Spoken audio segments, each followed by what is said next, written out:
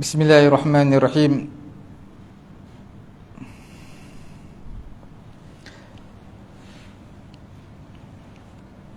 Assalamualaikum warahmatullahi taala wabarakatuh. Alhamdulillahi rabbil alamin, wassalatu wassalamu ala rasulina Muhammadin wa ala alihi wa sahbihi ajma'in. Allahumma aghnina bil ilmi wa zayyinna bil hilmi wa akrimna bit taqwa wa jammilna bil afiyati ya arhamar rahimin. Rabbi syrah li sadri wa yassir li amri wahlul 'uqdatam min lisani yafqahu qawli. Rabbi yassir wa la tu'assir wa tammim bil khair wa bika nasta'in wa la hawla wa la quwwata illa billahil aliyyil azim. Alhamdulillah tuan-tuan yang dirahmati Allah Subhanahu wa taala, kita sambung dengan pengajian bab solat jamaah. Pada minggu yang lalu kita telah bincangkan mengenai dengan mufaraqah. Mufaraqah ni mesti dengan hati. Dia tak boleh dengan perbuatan semata-mata. Dia mesti dengan hati, iaitu niat mufaraqah.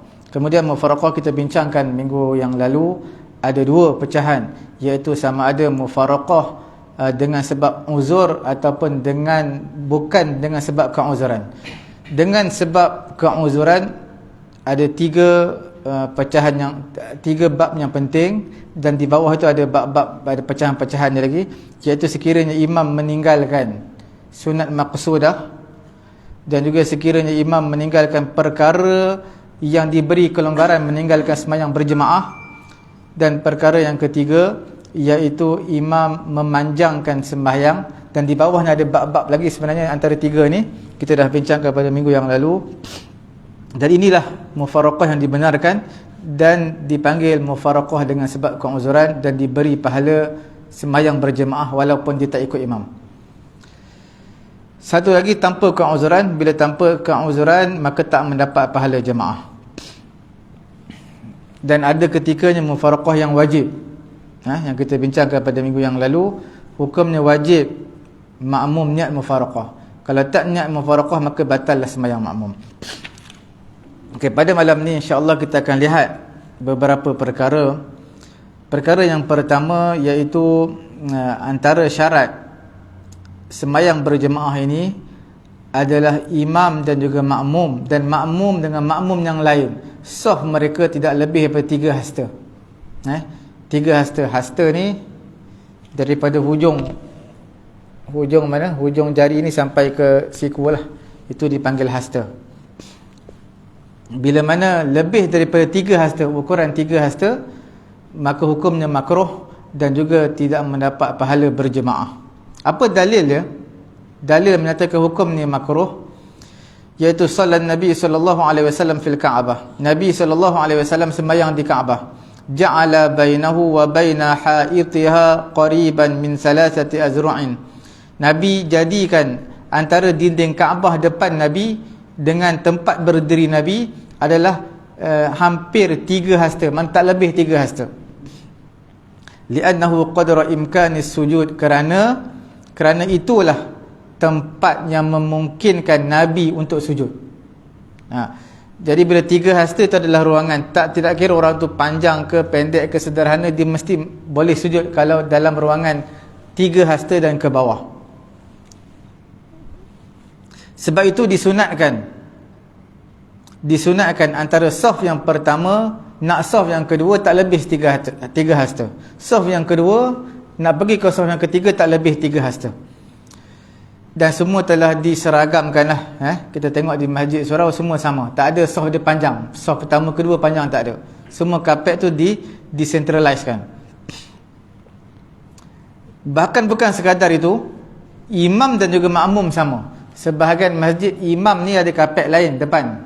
Imam tu kapet lain depan. Kemudian kapet yang besar, dalam kapet yang besar tu dibentangkan kapet yang kecil di tengah-tengah. Jadi di antara saf yang pertama nak sampai ke imam lebih daripada 3 hasta. Kadang-kadang sampai 5-6 hasta, jauh. Jadi dalam mazhab Syafi'i, perkara tersebut adalah perkara yang meluputkan pahala, menghilangkan pahala berjemaah, dan hukumnya makruh. Ini dengan syarat maksudnya adalah sama jenis, laki dengan laki. Kalau laki dengan perempuan tak apa. Contoh kita semayang, isteri kita ikut belakang, lebih 3 hasta tak apa. Yang maksudnya tidak boleh lebih 3 hasta adalah di antara saf lelaki, saf pertama dengan kedua, ataupun saf imam dengan makmum. Dalam kaedah fiqhiyah ada sebut kullu makruh fil jamaah yusqitu fadilataha. Setiap perkara yang makruh dalam sembahyang berjemaah, maka sekaligus dia akan menggugurkan, menghilangkan pahala sembahyang berjemaah, iaitu menggugurkan fadilat jemaah. Fadilat makna pahala berjemaah. Kemudian tidak disyaratkan bagi imam untuk niat imam. Imam, dia jadi imam, tak disyaratkan niat imam, tetapi disunatkan saja untuk niat sebagai imam. Saja aku sembahyang fardu maghrib 3 rakaat, tunaikan Allah Ta'ala, tak perlu niat imam pun tak apa. Tetapi bagi makmum disunatkan, bagi imam disunatkan untuk niat sebagai imam untuk meraih pahala berjemaah, iaitu 27 kali ganda. Al-Qadhi Husain dalam mazhab Syafi'i, dia kata apa, man shalla munfaridan, siapa sembahyang berseorangan, kemudian ada satu jamaah 2-3 orang ikut belakang dia, walam ya'lam bihim, dia tak tahu pun yang orang belakang ikut dia, dia sembahyang macam biasa je,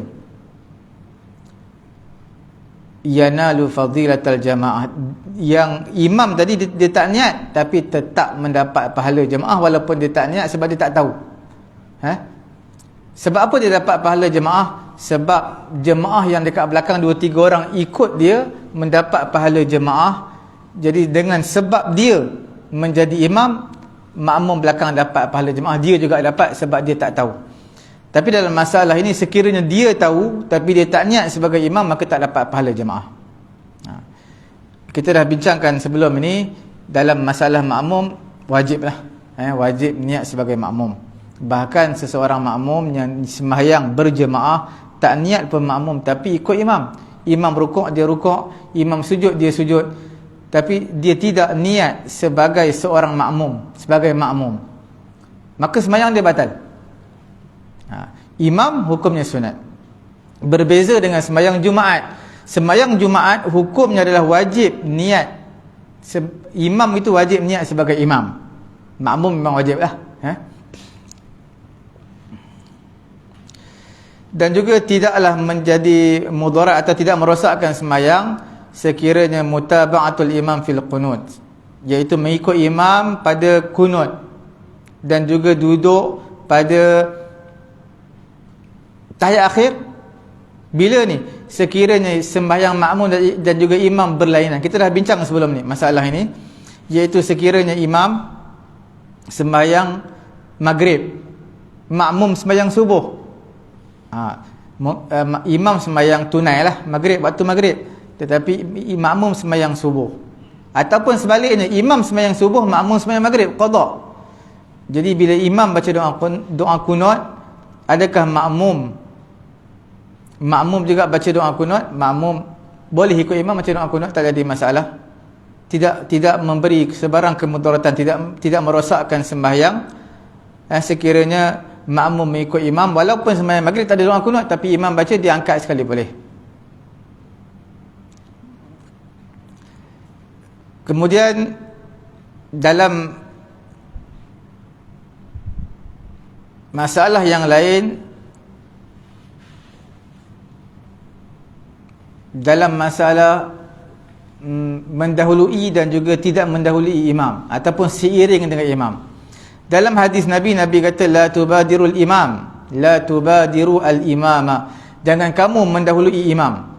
Idza kabbara fakabbiru, apabila imam takbir, kamu takbir. Apabila imam Allahu akbar, maka kamu pun Allahu akbar. Wa idza raka'a farka'u, apabila imam rukuk, maka kamu pun rukuk. Hadis riwayat Imam Muslim.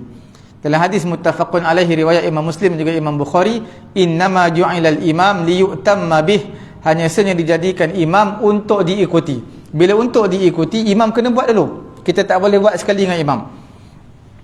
Dalam isu ini, sekiranya makmum, imam tak habis lagi takbiratul ihram. Takbiratul ihram, takbir yang pertama, imam baru Allah, baru akbar, makmum dah Allah. Jadi pada ketika itu imam tak habis lagi akbar, makmum dah Allah, nak takbiratul ihram, sebab imam lama sangat takbiratul ihram, maka hukumnya batal sembahyang. Sebab dalam takbiratul ihram tidak boleh sama dengan imam. Tunggu habis akbar daripada imam, barulah makmum mula takbiratul ihram. Sekiranya sama, imam tak habis lagi takbiratul ihram, kita pun dah angkat Allah, walaupun kita tak habis lagi akbar, hukumnya tidak sah. Kerana dalam takbiratul ihram, hukumnya adalah imam wajib habis dahulu, kemudian baru makmum ikut di belakang. Kemudian dalam masalah al-muqaranah, sama seiring, imam orang tua, makmum orang muda, nak turun sujud Allah, kadang-kadang imam nak turun tangan dulu, nak turun tangan pun menggigil-gigil, makmum belakang orang muda Allahu akbar terus sujud, sama dengan imam, serentak dengan imam, maka hukumnya makruh. Bila makruh, walaupun sembahyang jemaah kita bagi tahu tadi, setiap perkara, kullu makruhin, setiap perkara yang makruh fil jamaah, dalam sembahyang berjemaah, iaitu yusqitu fadilataha, iaitu menggugurkan pahala sembahyang berjemaah. Sembahyang jemaah bentuk sembahyang berjemaah tapi tak dapat pahala, hilang pahala kerana buat seiring dengan imam.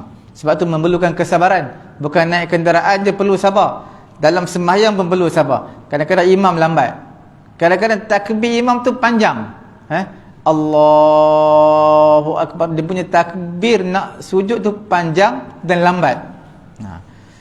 Makmum kena sabar. Disunatkan bagi makmum apabila imam akbar, disunatkan imam Allahu akbar, bila akbar je imam, maka disunatkan makmum baru start Allahu akbar. Bukan imam Allah panjang, Allah imam, kita pun terus Allah, maka tak dapat pahala sunat. Sunat itu adalah bila imam akbar, maka makmum bermula Allah, baru nak sebut dalam takbir intiqalat, bukan takbiratul ihram. Dalam bab al-muqaranah, muqaranah ni seiring antara imam dan juga makmum.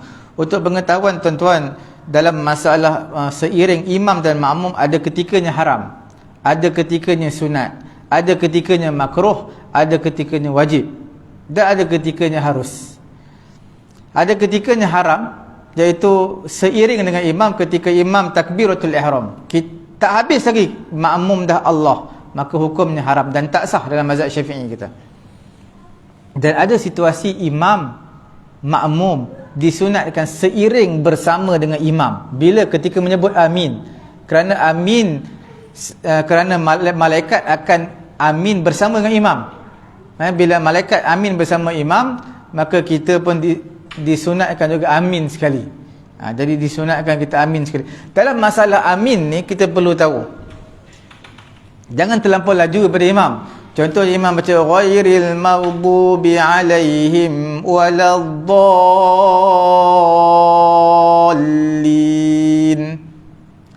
disunatkan berhenti sejenak sebelum perkataan amin. Tujuan dia untuk apa? Untuk nak bagi tahu amin tu bukan daripada Al-Fatihah. Sebab tu disunatkan berhenti sejenak. Sebahagian daripada makmum dia tak sabar, waladdallin, imam tak sempat tarik nafas lagi, makmum dah amin, laju. Sebab itu kita katakan tadi dalam bab sembahyang berjemaah, dia memerlukan kesabaran yang, kita katakan kesabaran yang tinggi. Walaupun bukan sekadar bawa kenderaan yang memerlukan kesabaran tinggi, dalam sembahyang pun sama. Terutamanya imam baca panjang, terutamanya imam yang tua, bila mana dapat imam yang takbirnya panjang lama, turun, pergerakan lambat. Jadi semua itu memerlukan kesabaran. Dalam masalah amin, walaupun disunatkan seiring, bila sebut seiring, makmum, imam sebut makmum pun sekali amin. Jangan makmum mendahului ataupun makmum lewat daripada imam. Ini disunatkan seiring. Inilah satu-satunya perbuatan yang disunatkan makmum seiring daripada imam. Yang lain disunatkan makmum ke belakang daripada imam. Masuk ke belakang, imam buat dulu, makmum buat kemudian. Kemudian disunatkan jugalah dalam mazhab Syafi'i kita berdasarkan ada satu hadis. Walaupun hadis ini sebahagian ulama menyatakan, kategorikan hadis ini darjatnya adalah apa? Hasan. Ada yang kata lemah. Tapi tak apalah. Dalam mazhab Syafi'i kita disunatkan juga, berdasarkan hadis, iaitu disunatkan menyebut selepas waladhdallin, sebelum menyebut amin, berhenti sejenak. Berhenti sejenak itu makna berhenti sekadar subhanallah. Ulama kata berdasarkan satu hadis disunatkan bila berhenti sejenak, disunatkan membaca rabbighfirli, rabbighfirli atau rabbighfirli wali walidayya. Disunatkan bagi siapa? Bagi yang baca. Kalau imam baca, makmum tak disunatkan. Imam baca ghairil maghdubi alaihim waladdallin, makmum tak boleh sebut rabbighfirli. Imam dia disunatkan, sebab disunatkan bagi orang yang baca. Bila mana imam baca waladdallin rabbighfirli ataupun rabbighfirli wali walidayya, amin. Perkataan amin, a itu 2 harakat, min itu mad arid li sukun, sama ada 2 boleh, 4 harakat boleh, 6 harakat boleh. Tapi jangan disabdukan perkataan mim. Sebahagian disebutkan waladdallin amin, dia dengung lagi, sebab mim yang bersabdu kita panggil hukumnya wajibul gunnah, dengung, dia pun amin. Dalam mazhab Syafi'i kita, kalau kita tahu kalau orang tu buat dengan sengaja, maka batal sembahyang. Kalau dia tak tahu, tak apalah, kita nak buat macam mana, Kalau dia tahu, maka batal. Sebab amin tu maknanya pulang, sedangkan amin maknanya mustajabkan doa kami. Nampak dalam Quran pun ada, dalam surah Al-Maidah ayat kedua, ya ayyuhalladzina amanu la tuhillu sya'airallahi wala syahrul harama wala hadya wala qalaida wala aminal baital haram. Aminal baital haram maknanya yang pulang daripada Masjidil Haram, daripada Kaabah, pulang daripada Masjidil Haram. Amin, dalam Quran ada amin. Amin tu makna pulang. Bila amin, maksudnya adalah mustajabkan doa kami. Perkara yang ketiga, ada ketikanya makruh seiring dengan imam, iaitu maksudnya apa? Makruh di sini iaitu perbuatan makmum sama dengan imam. Imam rukuk, dia pun rukuk sekali dengan imam. Imam i'tidal sami Allah, imam baru nak bangun sami Allah, dia sama dengan imam. Itu hukumnya makruh. Dan makruh ini sekiranya dibuat dengan sengaja, maka hukumnya adalah apa? Menghilangkan pahala jemaah. Itu kalau dia buat sengaja. Kalau tak sengaja, tak apa, dia duduk saf yang ke-10 belakang, di mana nak nampak imam. Imam pula takbir pendek, Allahu Akbar. Takbir sami Allah liman hamidah tu, nak sujud Allahu Akbar. Jadi makmum ingat ke imam dah sujud, dah habis akbar. Makmum pun sujud, rupanya imam tak letak kepala lagi, baru nak letak sekali dengan makmum, serentak pula. Itu tak makruh, sebab makmum tak tahu. Dan ada ketikanya hukumnya wajib. Idza lam yaqra bi Fatihah ma'a imamihi lam yatamakkan min qiraatiha. Dia ada ketikanya wajib lah. Bila mana dia tak membaca, dia tak boleh baca Fatihah. Dia tak boleh baca Fatihah kalau dia tak start sekali dengan imam. Contohnya sembahyang maghrib isyak ni, maghrib isyak, imam ni dia baca surah pendek je. Dan kita tahu imam ni terkenal dengan surahnya pendek dan tak beri peluang kepada makmum baca Al-Fatihah. Jadi kita pula baca Fatihah lambat. Imam start je baca Fatihah, kita ikut sekali dengan imam. Bismillahirrahmanirrahim. Imam baca Bismillahirrahmanirrahim, kita pun ikut Bismillahirrahmanirrahim.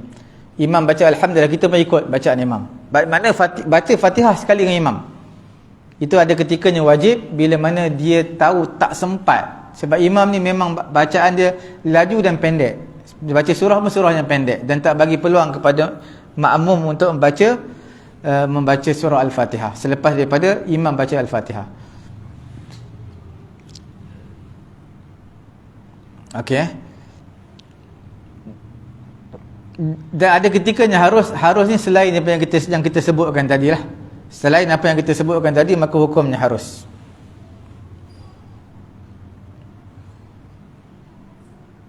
Kemudian makmum ini dia akan mendapat pahala jemaah tau. Ini ada perbezaan antara Imam Ar-Ramli dan juga Imam Ibnu Hajar. Imam Ibnu Hajar ini dia muda sikit lah daripada Imam Ramli. Dia tahun yang ke 900 lebih. Imam Ramli tahun yang ke 1000 lebih. Yang tahun yang ke 1000 Hijrah lah. Kita dah bagi tahu, selalu kita bagi tahu Imam Ibnu Hajar dan Imam Ramli, dua-dua pendapat ini diguna pakai di Malaysia ni.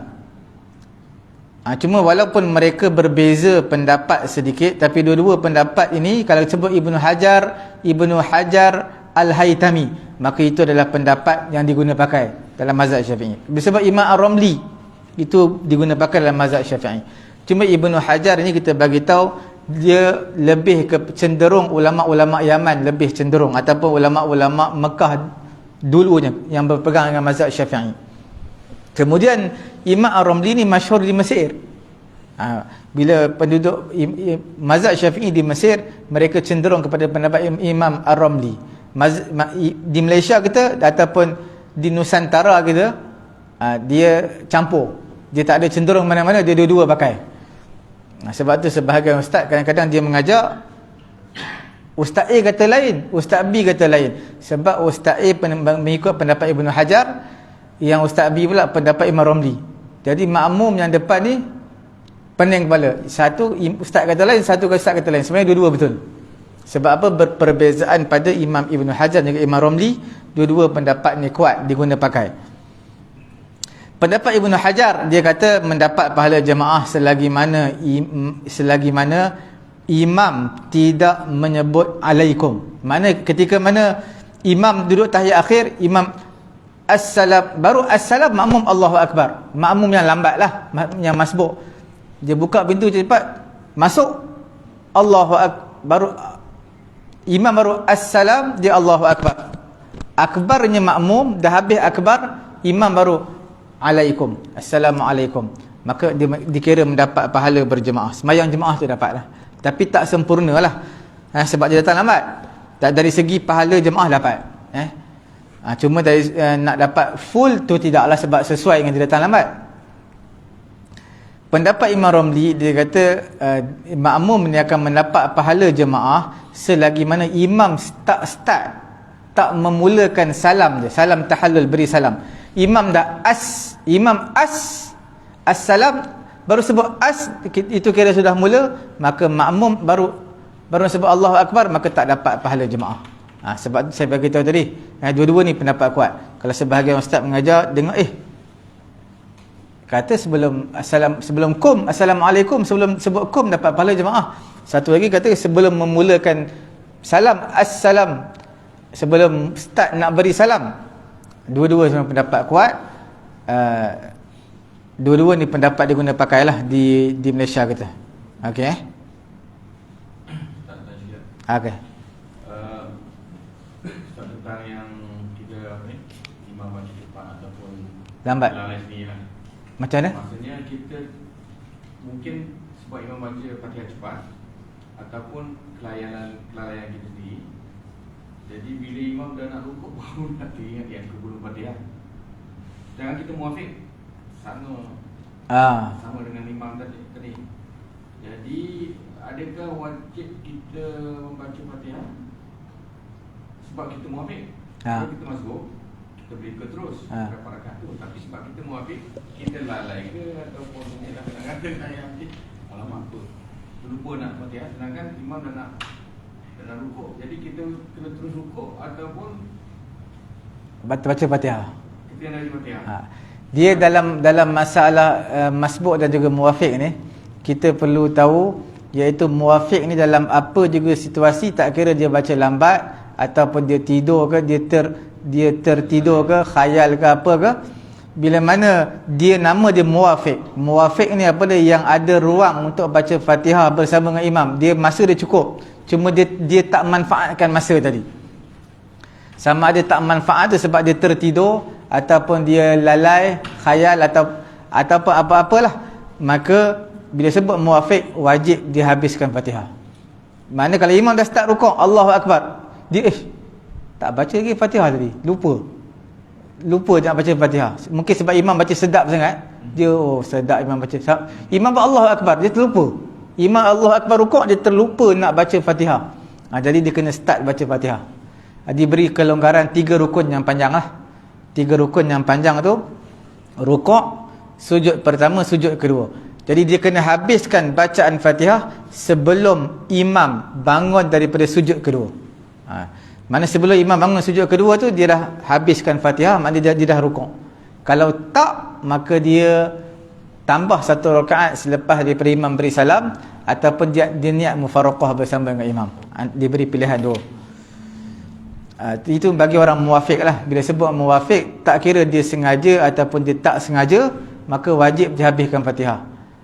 Kalau dia terrukuk sekeliling imam, terrukuk, mana contohnya sembahyang subuh lah. Sembahyang subuh imam baca panjang, subuh, kita pula mengantuk sangat, ataupun imam baca sedap sangat, kita pun sedap imam baca. Imam buat Allahu Akbar, kita buat Allahu Akbar, jadi kita was-was dah baca Fatihah ke tak tadi. Sebab imam rukuk, kita buat Allahu Akbar dulu, lepas tu baru kita fikir. Kita buat dulu baru fikir. Imam rukuk, kita rukuk. Selepas daripada rukuk baru terfikir dah baca Fatihah ke tak lagi tadi. Kita tak boleh berpatah balik lah, sebab kita ikut imam. Bila kita dah rukuk bersama dengan imam, kemudian baru teringat dia dah baca Fatihah ataupun belum. Dia was-was, ataupun dia confirm dia tak baca Fatihah tadi, dia terlupa. Dia tak boleh patah balik. Cara dia adalah ikut saja imam. Imam beri salam, tambah 1 rakaat, kerana rakaat tersebut tidak dikira. Bila dah buat, maka tak boleh berpatah balik. Solat tu tak batal lagi dia. Tak. Dia dalam sembahyang jemaah ni, dalam apa-apa sembahyang lah, sembahyang jemaah ke sembahyang seorang, bukanlah perkara mudah untuk kita kata sembahyang dia batal. Tak. Dia nak sembahyang batal tu dia agak susah. Selagi mana tak ada perkara-perkara yang membatalkan solat, maka sembahyang tetap sah. Walaupun tersalah, rakaat kedua baca tahiyat awal, dia bantai sampai fil alamin innaka hamidum majid, kemudian beri salam, kemudian teringat. Bila teringat, tambah je lah 2 lagi. Cuma disunatkan sujud sahwi je. Sebab apa sunat sujud sahwi? Yang kita bincangkan sebelum ni, setiap perbuatan yang sengajanya batal. Kalau dia buat tidak sengaja, maka tidak batal, tetapi disunatkan sujud sahwi. Sebab apa? Memberi salam secara sengaja batal, tapi dia duduk tahiyat awal, dia beri salam. Beri salam tersebut sebab dia pada tanggapan dia ingatkan ini adalah tahiyat akhir bagi dia. Dia pun beri salam. Rupanya dia tersilap dan dia terlupa ataupun dia tersilap. Beri salam dengan sengaja batal sembahyang. Dia beri salam sebab tidak sengaja. Tak sengaja tu maksud dia akan dah habis sembahyang. Sebab dia dah biasa, dah fil alamin innaka hamidum majid, assalamualaikum warahmatullahi. Dia dah terbiasa. Lepas beri salam baru teringat ini tahiyat awal, bukan tahiyat akhir. Maka tak perlu dia batal sembahyang, tak perlu dia sembahyang balik takbiratul ihram balik, tak. Tambah je rakaat ketiga dan rakaat yang keempat. Tambah lagi 2 rakaat. Kemudian sujud sahwi sebelum beri salam. Sebab apa sujud sahwi? Sebab setiap perbuatan yang sengaja membatalkan sembahyang, dan kalau dia buat tak sengaja tak batal, tapi disunatkan sujud sahwi. Sebab beri salam dengan sengaja batal sembahyang. Tuan-tuan nak takbir dalam sembahyang 100 kali pun tak apa takbir, sebab dia tak batal sembahyang. Nak zikir alhamdulillah 100 kali pun tak apa. Empat. Dia tambah lagi 2 je. Dia sembahyang zuhur 4, sepatutnya 4 rakaat. Rakaat kedua tahiyat awal dia terbaca sampai habis fil alamin innaka hamidum majid.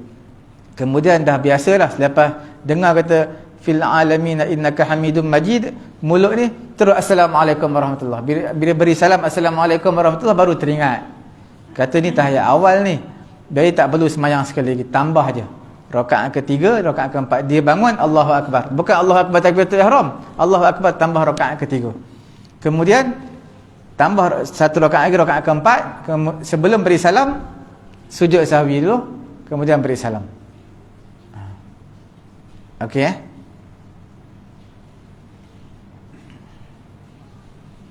Sujud sahwi kalau dah terbagi salam boleh juga buat. Kalau terbagi salam boleh. Terbagi salam boleh, tapi dengan dua syarat lah. Syarat yang pertama, dia tak melakukan perkara yang membatalkan solat. Maknanya lepas daripada dia beri salam, dia tak ni lah, kentut. Kalau dia kentut baru teringat tak sujud sahwi, maka batal lah. Bukan batal semayang, mana dia tak dibenarkan sujud sahwi. Perkara yang kedua, jarak masa tu singkat, dalam masa beberapa minit je lah, mungkin seminit ke dua. Tapi kalau dah sampai 5-6 minit, lama sangat. Dalam masa yang singkat lah, maka disunatkan dia sujud sahwi walaupun selepas beri salam. Tapi kalau sengaja, maka tak disunatkan sujud sahwi. Kat mana dia sengaja beri salam, memang tak nak sujud sahwi, tapi lepas tu baru dia nak sujud sahwi, maka tak disunatkan untuk disujud sahwi, sebab dia dah beri salam dengan sengaja. Okey. Kemudian dalam masa singkat Ustaz, kalau kata dia terlupa, dia dah apa nak baca doa baru dia teringat. Lama sangat tu. Lama sangat. Dia maksud singkat tu, kita kata dalam 2-3 minit lah. 2-3 minit tu singkat lah. Uruf ni mana, kalau orang kata benda tu masih singkat. Tapi kalau dah habis sampai doa tu, lama tu. Lama sangat. Dia singkat je. Dalam seminit dua lah. Dia masa singkat baru kita teringat kita sujud sahwi. Okey. Kemudian disunatkan bagi makmum ni, bagi imam ni, dia kena ringkaskan sembahyang dia lah. Ringkas di sini maksudnya dia kena jaga semua perkara sunat. Sunat hayat pun kena jaga. Sunat hayat ni sunat yang ringan. Sunat yang berat daripada hayat dia panggil sunat apa? Sunat apa? Ab'ad. Sunat ab'ad pun dia kena jaga juga. Sunat hayat dan juga sunat ni ab'ad. Tapi maksudnya jangan buat secara sempurna lah. Kalau kita kata sunat Subhana rabbiyal azimi wa bihamdi, disunatkan buat 11 kali. Tapi bagi imam janganlah 11 kali. Tapi jangan imam buat sekali Subhana rabbiyal azim, cukup. Jangan buat sekali, jangan terlampau ringkas sangat, jangan terlampau panjang sangat. Sedang-sedang. Ambil 3 kali Subhana rabbiyal ala wa bihamdi, Subhana rabbiyal azimi wa bihamdi. Sebab Nabi bagi tahu apa? Idza amma ahadukum an-nasa falyukhaffif. Apabila kamu jadi imam, salah seorang di kalangan kamu jadi imam kepada manusia, ringankan sembahyang dia. Mana jangan kita tak tahu di belakang ni ada orang sakit, ada orang tua, ada orang yang ada pekerjaan lain, komitmen lain. Jadi kita perlu raikan semua.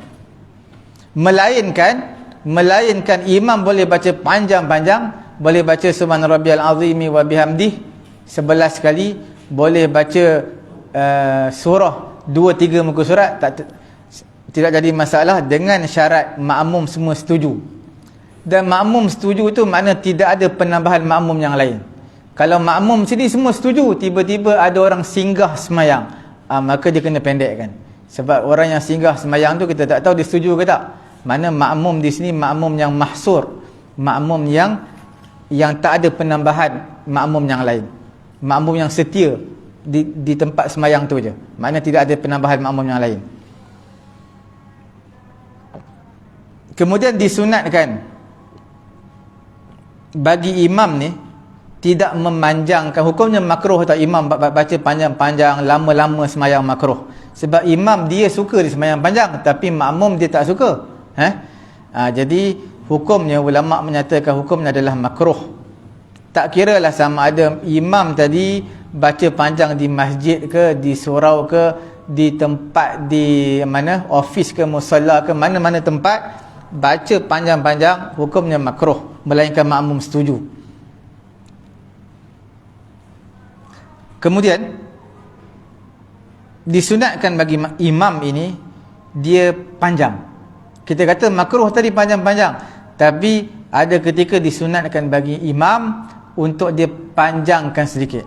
Panjangkan sedikit tu jangan terlampau panjang sangat. Bila? Dalam dua situasi. Situasi yang pertama pada rukuk, situasi yang kedua adalah pada tahiyat akhir. Ini bila mana dia dengar ada makmum yang baru sampai.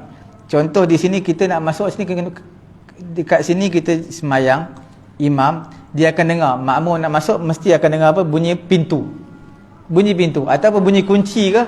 Makna kalau imam sedang rukuk, lamakan sikit rukuk dia. Tujuan dia apa? Imam bila rukuk disunatkan panjang sikit rukuk dia supaya beri peluang kepada makmum untuk mendapat rakaat tersebut. Jangan pula makmum dah letak kunci depan, imam dengar, sengaja imam sami Allah dia cepat-cepat tak nak bagi makmum dapat rakaat tersebut. Sebab apa? Imam ni geram dengan makmum. Setiap kali aku nak rukuk mesti dia sampai. Setiap kali nak rukuk mesti makmum tu sampai. Jadi dia sekali tu dia dengar lempar kunci, cepat-cepat sami Allahu liman hamidah. Okey? Dan disunatkan bagi imam juga panjangkan dia punya apa? Tahiyat akhir supaya makmum tersebut mendapat pahala sembahyang berjemaah. Bila imam dengar ada orang buka pintu masuk surau ataupun letak kunci ke depan ke, ataupun dengar apa? Hentakan kaki, maka panjangkan sikit sembahyang tu, bacaan tahiyat akhir tersebut supaya makmum mendapat pahala jemaah, walaupun makmum yang sama aja. Makmum tu makmum sama aja, yang lambat makmum sama, tak apa. Dengan syarat apa? Dengan syarat imam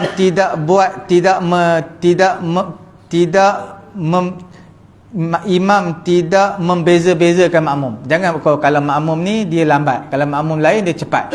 Tak boleh. Siapa pun dia, tidak kira lah dia ustaz ke, dia orang biasa ke, dia siapa ke dia, pengerusi surau ke, timbalan pengerusi ke, sama je semua. Jadi hukumnya sunat. Kalau apa? Dia sebenarnya disunatkan bagi imam ni bila mana makmum masuk dalam masjid ataupun surau. Baru disunatkan dia apa? Panjangkan sikit bila dia masuk dalam. Bukan daripada dia kat luar. Tapi itu atas budi bicara imam lah. Sebab kita punya tempat pun, tempat parking motor dengan tempat semayang pun dekat je. Jadi bolehlah imam apa? Lamakan sikit. Bolehlah sebab dia dekat.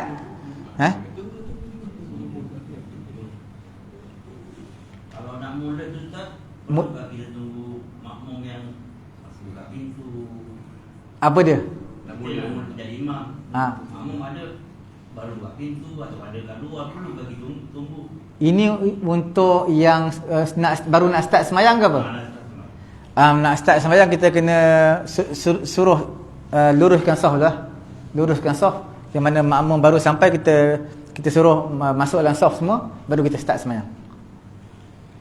Sebab Nabi dulu macam tu juga. Sebelum dia nak start semayang, pastikan saf pertama, kedua sampai belakang semuanya lurus. Bahkan sebahagiannya ada wakil-wakil, mana saf yang pertama, kedua, ketiga pastikan lurus. Kalau lurus, mereka kata okey, baru start semayang. Okey.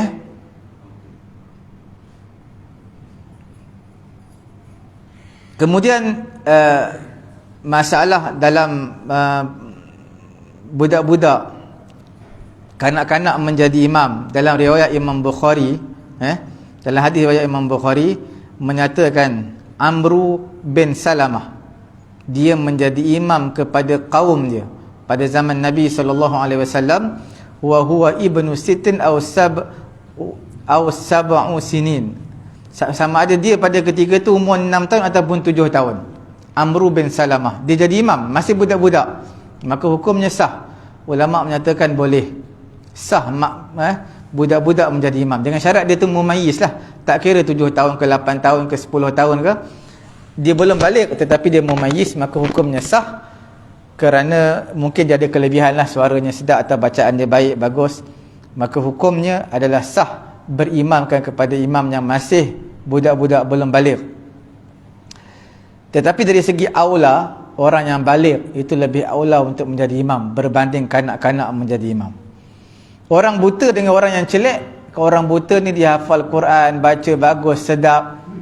Mana lebih afdal, orang yang buta ataupun orang yang celek? Sama je. Orang buta pun boleh jadi imam, orang yang celek pun boleh jadi imam. Dan tidak ada yang mana yang lebih afdal. Walaupun ada di sana pandangan, tapi pandangan tidak kuat. Ada satu pandangan kata orang celek itu lebih afdal untuk menjadi imam. Sebab orang celek ni dia tahu kaki dia terpijak tak cicak ke tak, dia tahu. Sebab tu dia kata orang celek lebih afdal untuk menjadi imam, lebih aula. Tapi pendapat ni tidak kuat. Ada satu pendapat lagi, dia kata orang buta lebih kuat. Sebab orang buta dia bukan macam kita boleh lihat macam-macam, lihat depan, atas, bawah semua. Jadi orang buta dia lebih apa? Dia lebih inilah khusyuk. Tapi pendapat ini juga pendapat tidak kuat. Pendapat yang kuat sama aja. Orang buta boleh, orang yang tak buta pun boleh jadi imam. Yang mana bacaannya bagus, yang mana dia mahir dalam bab semayang, maka dia diutamakan untuk jadi imam. Macam mu'allaf boleh Ustaz? Mu'allaf boleh juga, tapi dia kena baca bagus lah. Baca dia baik bacaan. Kalau dia tak tahu baca Fatihah, macam mana nak jadi imam? Dia kena boleh baca Fatihah, dia tahu semayang lah, tahu tentang hukum hakam sikit semayang, bacaan dia pun bagus, boleh jadi imam kalau dia mu'allaf. InsyaAllah kita sambung pada minggu yang akan datang lah. Dia ada dalam bab semayang ni, dia ada beberapa masalah lah, iaitu mengenai dengan imam dan juga makmum dalam satu tempat, dalam satu masjid, ataupun imam berada dalam masjid, makmum luar masjid, ataupun imam berada luar masjid, makmum dalam masjid.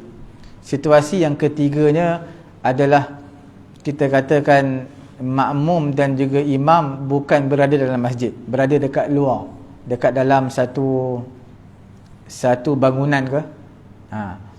Jadi mereka bukan berada dalam masjid. Jadi masalah ni masalah yang panjang lah, kita akan bincangkan pada masa akan datang lah. Ada apa soalan lagi? Tadi saya tak tahu je soal panjang dengan min. Kalau min boleh panjang atau pun ni dia boleh dua. Sama ada kita nak pendekkan boleh, kita nak panjang pun boleh. Tapi kalau kita nak pendekkan amin, min tu sama ada 2 harakat boleh, 4 harakat boleh, 6 harakat boleh. Tu kita nak pendek boleh, nak panjang boleh. Tapi yang terbaik kita panjangkan 2 harakat. Amin. Yang salah kita sabdukan dia. Amin, sabdukan dia. Itu salah. Dan kalau tahu buat, membatalkan semayang. Sebab makna dia lain. Makna dia lain. Sebab amin tu makna mustajabkan doa kami. Amin, sabdu maknanya pulang.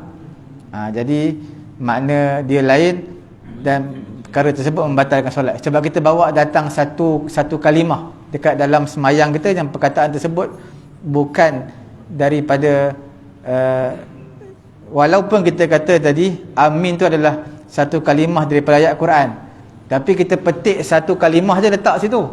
Jadi perkara tersebut batalkan semayang. Melainkan kita baca Quran tu, kita baca ayat tu, itu tidak batal lah semayang sebab kita baca ayat Quran. Tapi kita petik satu kalimah, kita letak amin. Jadi itu perkara tersebut membatalkan semayang. Kalau macam selalu macam sebutan kan, orang kata lorat tu kan, macam orang putih, sebutan dia mungkin tak sama sebutan kita masuk orang Melayu. Kan kadang-kadang sebutan dia amin dia tu mungkin macam orang Jawa mungkin beza sikit bunyi dia pula. Dia kalau dari segi apa kita sebut? Telo.